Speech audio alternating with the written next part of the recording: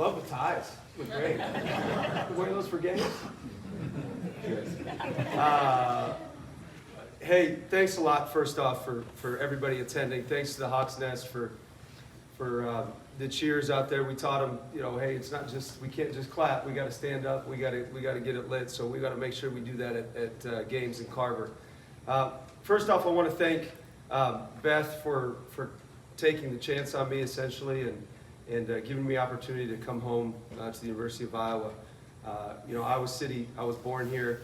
I lived here for 4, 5, 6 years of my life, and have cheered for the Hawkeyes for a long time. And now I get to be a part of their success, and I couldn't be more excited. My family's excited, and we want to bring this back to the championship culture that we think we can build here at the University of Iowa. I also want to thank President Wilson. I was fortunate to kind of meet her via Zoom for a split second, and she happened to turn the camera around, and she had a bunch of fishing poles. So her husband's a fisherman, so hopefully he'll take me fishing. But I certainly appreciate her allowing Beth to come out and hire the coach that she wanted, and be patient with that process as well. My family, my wife, a long time ago I got into this profession. I actually went to school to get a finance degree and was supposed to go to Kansas City to work with my wife, and at the time we were engaged. And I can remember I had a semester left, and she had moved to Kansas City to be with me. And I called her I was probably about a month into that first semester, well, the last semester of school. And I said, man, I don't know if I want to go into the financial world. I think I want to be a coach. Oh, really? I said, so you're not moving to Kansas City right now? I said, nah, I think I want to coach. She goes, okay, well, as long as it's your passion. And so I spent 2 more years as graduate assistant, but she stuck with me through all that, and look where we're at now. And she's been a big part of that. My 3 kids, obviously, Peyton, Tate, and Grace. This has been a long journey. Coaching is a very difficult profession, and it's very difficult on your families, but it's very rewarding on top of it. And they've stuck with it. Obviously, a second move in a year, and I couldn't appreciate them more. So thank you to my family. Specific to the past schools that I had, Drake University, obviously I came from there. Brian Harden gave me my first chance at Division I, and I'm forever grateful to Drake and everything that they've done, the fans, the support. Felt like we poured our heart into that place. Northwest Missouri State gave me my start. Dr. Bob Borichter and all the people there that really supported everything in our journey. So thankful for them as well. Also to the people of the past that have grown the program. I grew up in the Tom Davis days when they used to press, get up and down. You saw Chris Street on the ball, flying around and get steals, and I can rattle off half their team's names, and going to Hawkeye camps. There's a lot of great coaches that have helped grow this. Lute Olson, Tom Davis, obviously George Raveling, and Fran on top of that. And so I certainly appreciate everything they've done for the University of Iowa, and hopefully it's in good hands right now, and we can kind of bring championships to the University of Iowa and Hawkeye Nation. So to the past players, you're who I idolized. I mean, that's who I watched growing up. It was the past players for the University of Iowa. All the way back from B.J. Armstrong, I could rattle off. I'm just like Wade Looking, Bill Val Barnes, Montier Glasper. These are just the random names. A.C. Earl, obviously Chris Street. And so, I could just rattle off a bunch of them, and obviously the ones that just came. I always dreamed of playing for the Hawkeyes, and I just wasn't good enough, so I didn't get to play for them.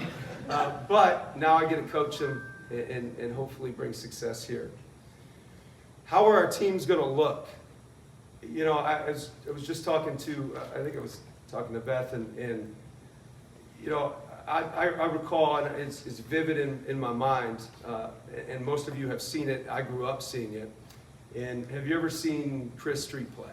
Like, just with the intensity, the energy, the effort, the enthusiasm, the joy, the servant mentality, the toughness, everything that Iowa stands for is what our team is going to look like.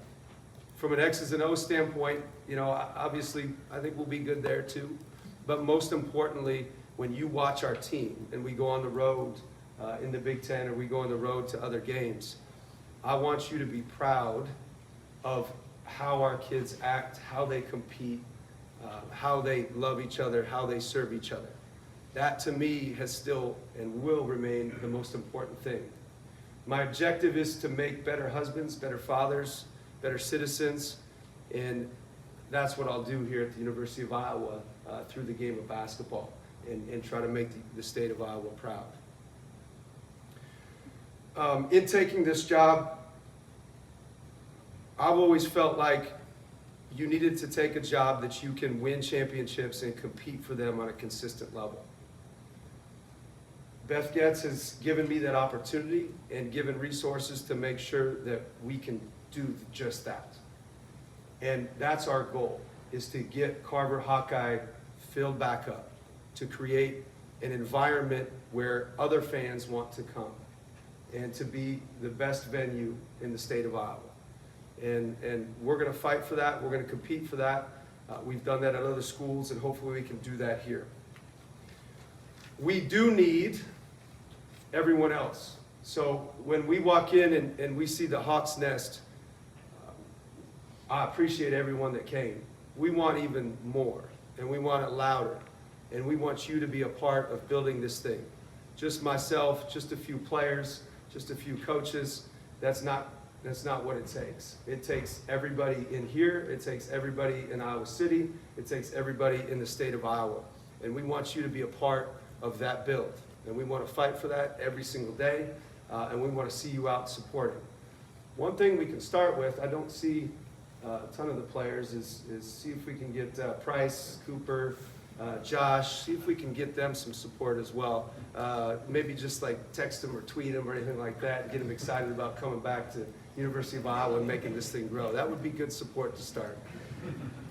We want to create that home court advantage, which is something that we've done before. We want to do that here and create a level of excitement for everybody at Iowa and get it to what I remember when I walked into Carver, and again, loud, full crowds, and get it to that point. Again, I'm blessed, man. I appreciate everything. I appreciate the people that taking a risk on me. I'm thankful for that every single day. I'll make sure to not take this for granted. I'm going to fight for Iowa, and we're going to get this thing going again.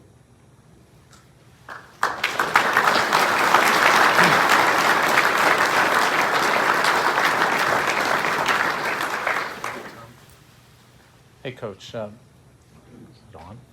I don't know if it's on. Coach, Tom Kakert with Hawkeye Report, and welcome.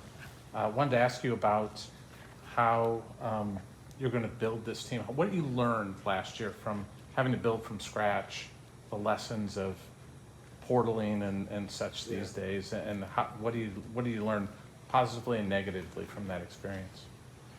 Positively first, tough kids win, connected groups win, groups that serve each other win, kids that work with a level of humility win, and that hasn't changed. So with the portal, you have to make sure you can identify those intangible talents very early, because the physical gifts are pretty easy to identify.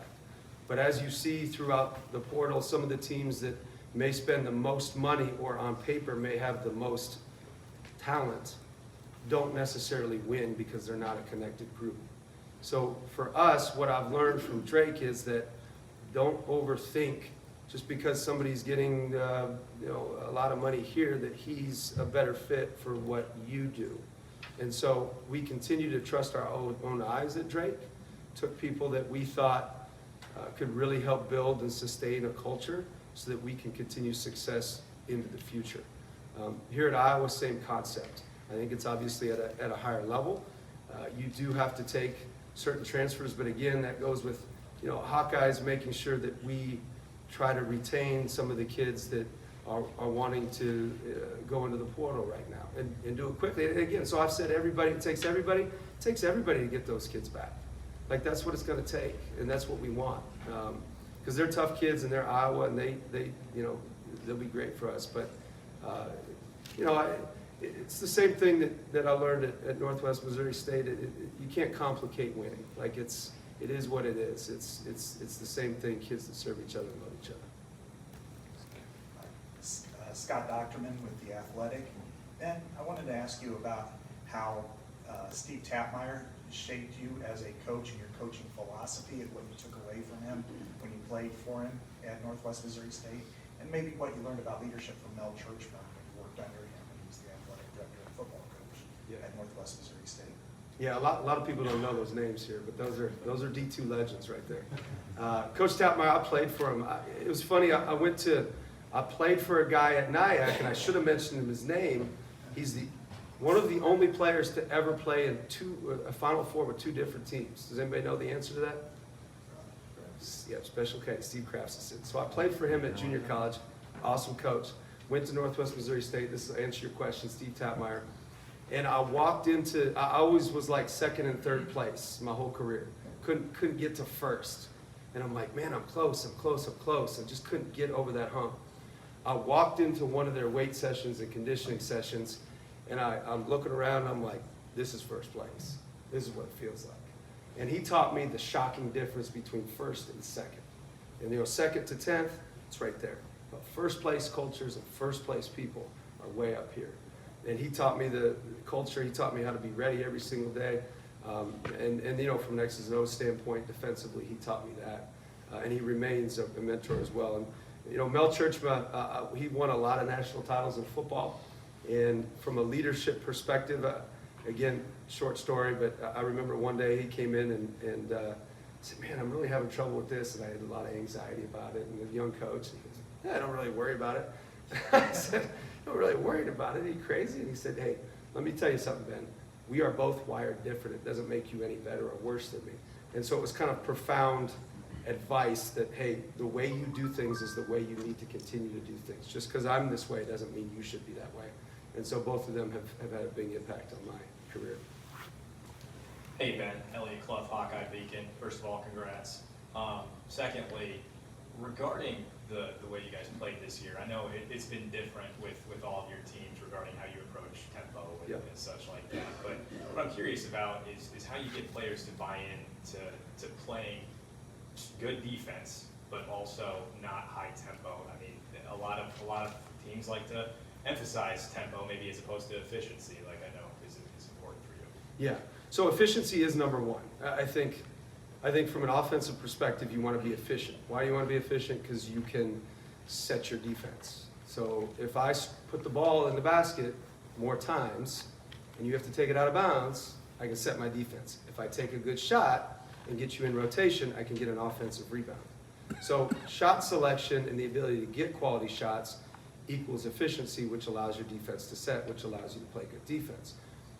Why this year, we didn't have the shooting that our teams at Northwest Missouri State had. So for instance, some of those teams would have 5 guys on the floor at a time that were 40+%, and 1 or 2 that could shoot 50% from 3.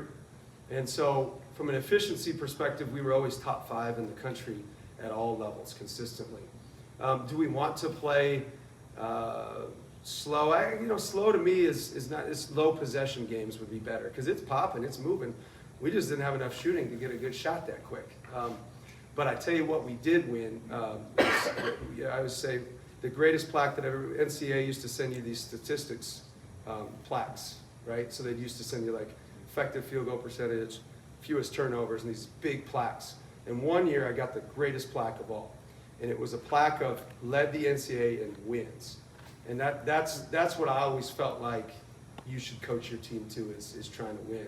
But from an offensive perspective, yeah, I would prefer to play faster. I would say probably middle of the pack is usually where our teams would sit. But we're going to make sure that we play the best way that our personnel has success, and that's just what it was this year. But we'll always play defense. Yeah. Hi, Ben. Mike Halas, Cedar Rapids Gazette. I read, and if I'm wrong, just shoot me down right away, but I read that you were impressed by The Art of War and that you're a big believer in imposing your will. If that's so, could you expound on that? Ooh, that's a deep question. It is. Impose your will is every program that we've had is our motto. So I think our first or second year at Northwest, I had these huge packets. It actually was stolen from a team in the Big Ten, I won't name names, from their football program. And I thought, man, this is like all this cool stuff. And I kind of realized about 2 seasons in that they weren't paying attention to any of it because it was just too much information. So I'm like, what's my favorite? Like, what can permeate the whole program? So we just put one sheet in their little binders, and it was impose your will. And so our intention is to impose your will on everything that we do. So defensively, we want to tell you what to do. Offensively, we're trying to tell the defense what to do. And so, more importantly though, imposing your will also trends towards like an official's call. So if I get upset with an official making a bad call, right, that call is imposing its will on me. But if I continue to play and move on to the next play, now I'm imposing my will on that call and just continuing to that next play. And so we try to have it permeate our whole program. Everything that is just an attack mentality creates that level of urgency that we need. And in the weight room, impose your will on those weights. In conditioning, impose your will in that. And that's us, kind of that, I don't know if it's not bully mentality because we say bully the bullies, but that's impose your will. The short version. Coach Corey Rabb from the Hawkeye of the Storm. Congratulations on the hire. I want to ask you about scheduling. So obviously first time at a high major program. What is your approach to non-conference scheduling, November tournaments, and then having coached at Drake for a year, is there any interest in resuming the UNI-Drake rivalries? Good question. I would say scheduling wise, you want to put yourself in the best position, one, to have your team be at their best in March. So if you need that specific team, if they need to play a top tier team, then you schedule that. If you need to play a bunch of teams that are not quite as good to build confidence, then you do that. So you schedule with that in mind first. The second part of that is you need to schedule to make the NCAA tournament. And so obviously there's the net rankings and there's a lot of mathematics that go into that. And so obviously your quad fours is you beat a bunch of quad fours by a lot of points. Going on the road versus quad 3 or quad 2 doesn't make a lot of sense, just from a analytics standpoint to be able to make that NCAA tournament. Specific to Drake or UNI, good question. I don't know on that. It probably depends on if that allows us to make the NCAA tournament better. Now, there are some unique situations that you will play just because it's fun for the fans. And that might be number 3 as well. I'm not afraid of those either. Ben, Jeff Dubroff, KCCI back here. You mentioned some of the transfers that are in the portal right now. Curious to know if you've made contact with any of those and what your confidence level is about getting those guys to return to the team. I have. Depends on if we can get some of these Hawkeyes on them too. I think we just need to make them understand that it is home and that we're coming back out to support them and we're going to fight for it. And, how cool would it be for some of them to be a part of, obviously they finished towards the bottom, but now moving up towards the top, and they're the reason for the change. Like that to me is as cool as it gets. And that's our sell to them. And we're going to continue down that path and we're going to fight for them to maintain and beat, because they're loved here. Like we love our Hawkeyes, we love Iowa, and we want them to stay. I feel like it's going good, but I don't know. We'll find out here. Blake Hornstein, Hawkeye headquarters. Ben, congratulations. I know you got the sport coat on right now, but typically on the court you're going dress shirt and tie. Could you remind me why that's the choice of fashion for you? And just seemed like it was a medium for you to connect with the fan base at Drake. So how did that all come together? I used to wear different colored ties and shirts and pants, and then I realized I was terrible at matching. And so I went to the white shirt and tie, and then when everyone else kind of went to the casual look, I always thought in every other profession and our level of coaches, we make a lot of money, right? And other people in professions have to dress with a level of professionalism. And I'm not saying other coaches are unprofessional, because my assistants don't wear that, and I think they're very professional. But I've always thought that that's what I needed to wear to act like a pro. And just my thought, my theory, just because everybody else has to do the same thing that's in other professions. So that's why I do it. And then it just becomes comfortable, and then you get superstitious, and then you wear the same color every day, and then it's a problem. But yeah, it looks good. So.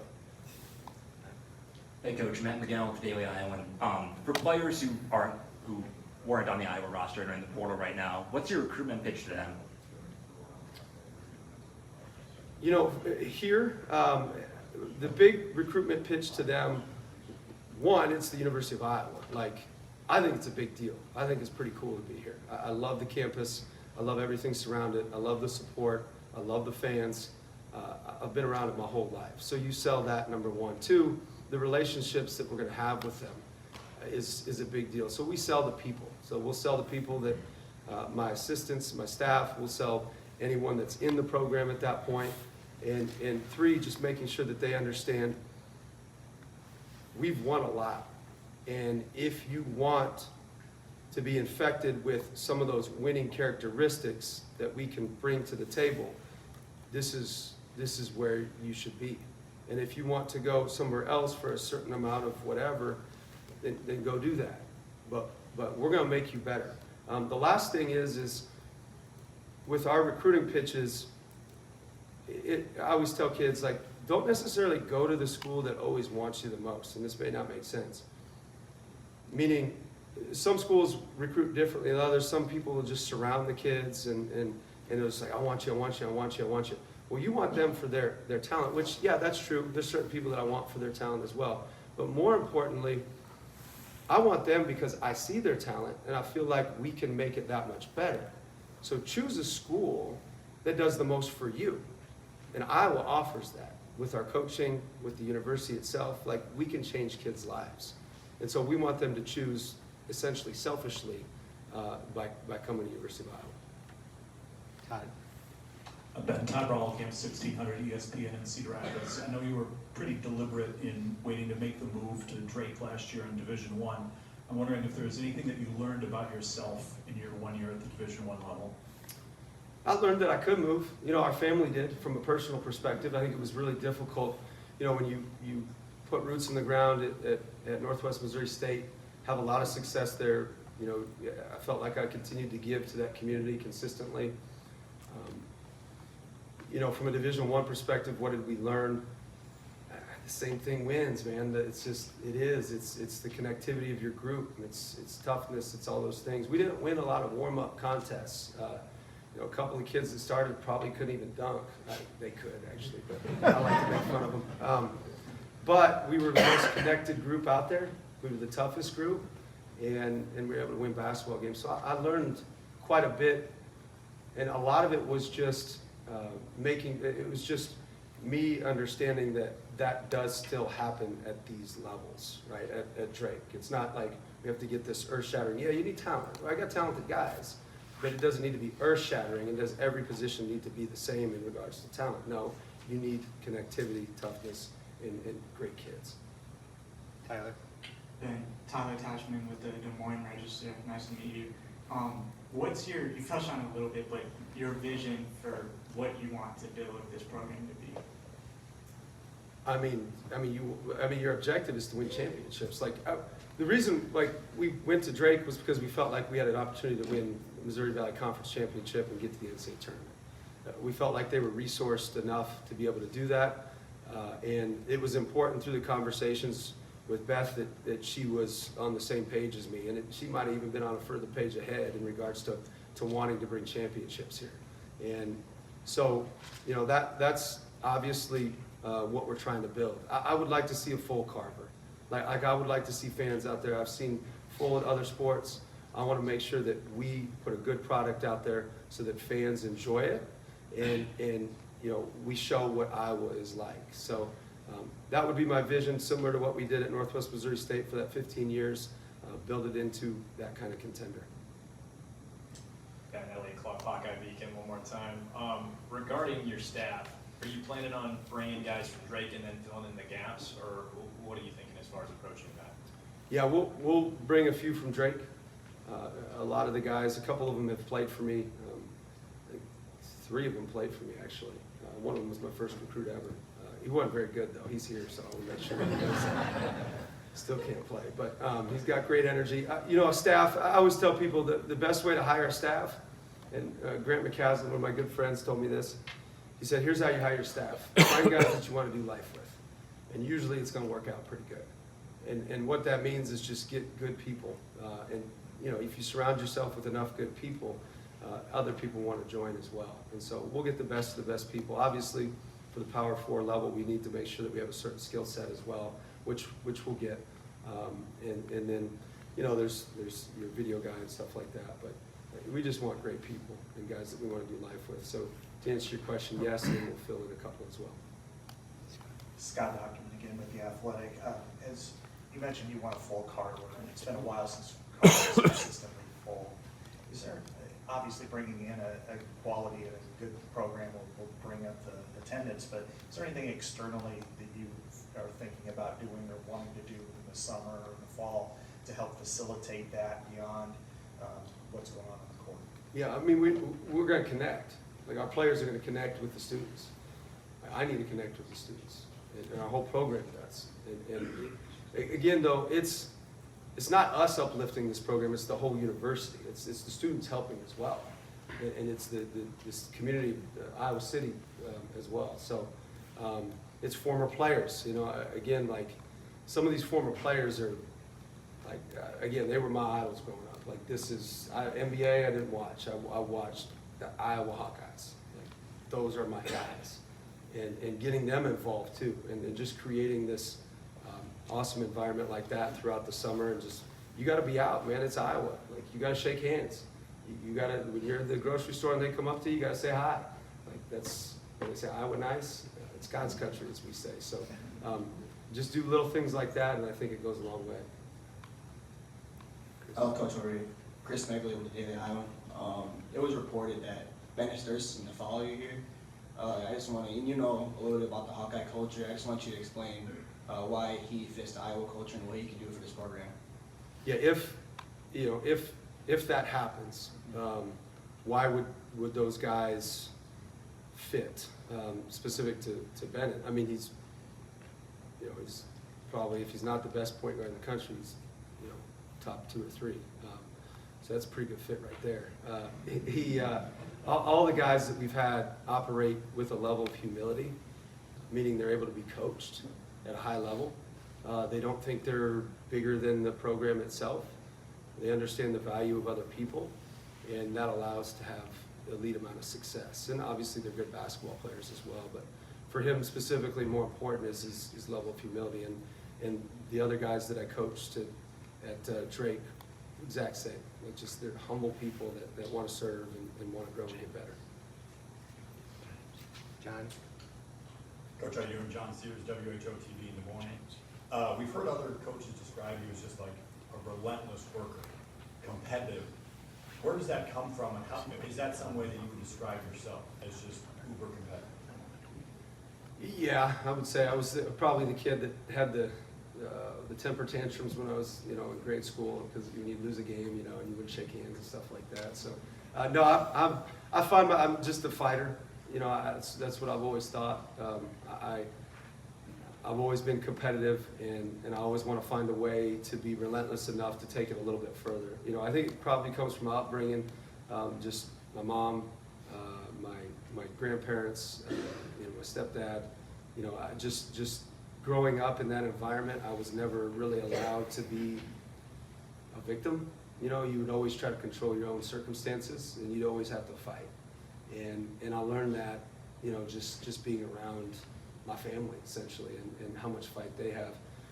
It's interesting, there was one of the Northwest Iowa, and I've told this story before, one of the Northwest Iowa camps, they used to come to Storm Lake, and Jerry Strom used to put him on, and he was the best. But one year, it was my first year that I went, I think it was like 4th or 5th grade, and it was my first camp ever. And the first day, it was like 4 days, 3 hours a day. And the first day I won the Hawkeye Hustler, which is like the coolest award. It's a little medal, and I still have it to this day, I'm sure. And got through the camp, and I got done. And the Thursday, we ended up getting the awards, and I remember I got the MVP of the award, or the MVP of the camp, and the coach went up to my mom and said, "Man, he reminds me a lot of myself, just from a competitive perspective." And the coach was Bruce Pearl. He was my coach for the camp, and it was a cool story. I never knew it until later in life. It was like, yeah, Bruce Pearl was your coach, and that boy is fiery. And so we work with a little bit of fire as well, so it'll be fun. Hi, Coach. Scott Rice for KCCI. Over here. Yep. Sorry, a lot of faces back here. Congratulations on getting the job, first off. I know it's been probably crazy today, whatever it has. Could you kind of break down how it all played out, ever since Drake was eliminated into the point where you're standing here in front of us? And also, how long does the plane ride take from Waukee to Iowa City back here? It took longer to get to the airport. So it was like 20 minutes, and it was like you get up and then you get down. So it took long enough for my son Tate to lean his chair back and relax. That's about it. So the process went like this. So most years and every year for the last 9, there's been these processes of schools reaching out. And generally they reach out to an agent, and the agent handles a lot of the stuff, and then you go through it. I've always been the type that really wants to focus on the team that I have. And so I try to set boundaries in regards to that. So I think the first contact might have been a Saturday before our before our NCAA tournament, which would have been, the day after the announcement. And I had no idea that was going to happen. And then we had a conversation then, and then we had a conversation on Monday. On Monday, I told Beth, who was phenomenal through this process, and I said, hey, I really need to focus on my team. Like I can't be divided I can't be in decision-making mode while I'm coaching. I have to put as much energy as I can into that. And she respected that as much as any athletic director can respect that. Maybe a text of, hey, good game, good luck, that kind of thing. Simple stuff, but no like, hey, you gonna do this? Hey, do you wanna do this? Hey, trying to negotiate all that stuff with me.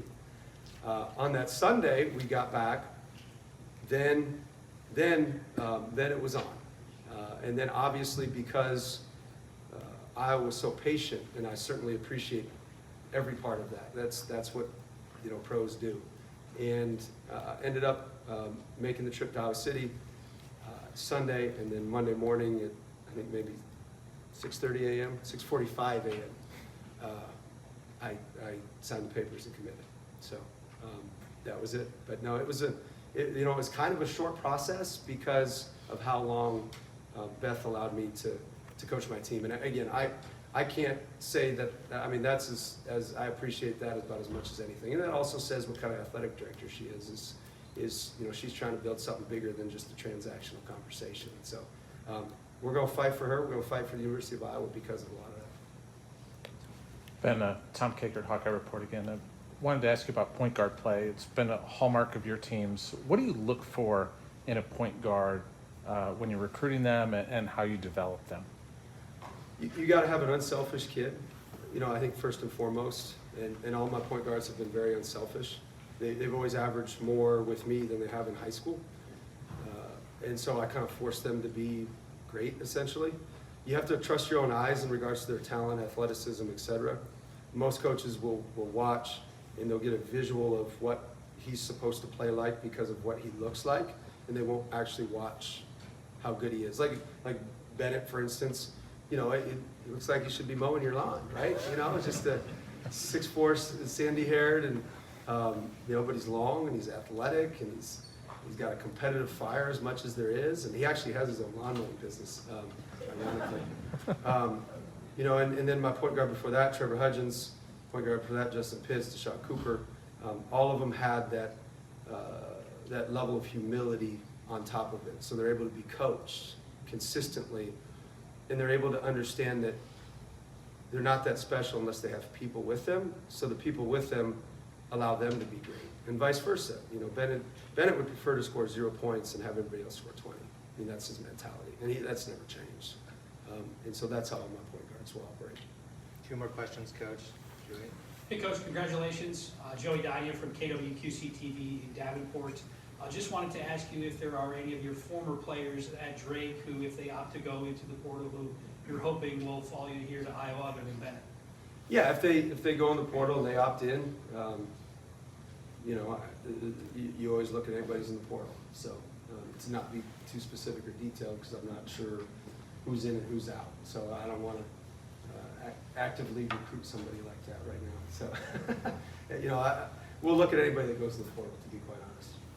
All right, Elliot, last question. Hey Ben, Elliot Clough, Hawkeye Beacon. Regarding going forward with the 2025 class, I know it can be a little bit difficult to bring a freshman into a situation like this, and I know you're looking in the portal and looking at possibly bringing guys who were on the roster last year, but I guess what's the plan to approach maybe bringing in somebody in the 25 class, looking at who you had at Drake, maybe Iowa has a signing? I'm curious what your plan is there. Yeah, no, I think you need, honestly, you probably just take the best players. So if there's a 2025 that's available and is one of the best players, then we're going to sign him. So I'm not afraid of that. I think to be a great program here at Iowa, I think it lends itself to building a culture. And so I think retention is probably your most important thing. And I also think making sure that your 15th, 14th, 13th, even 12th guy are guys that are developing and continuing to grow and get better so that they can become your 1, 2, 3, 4, 5 guys. 2 of my point guards actually redshirted. One's going to play in the highest level in Europe and actually signed a 2-way initially.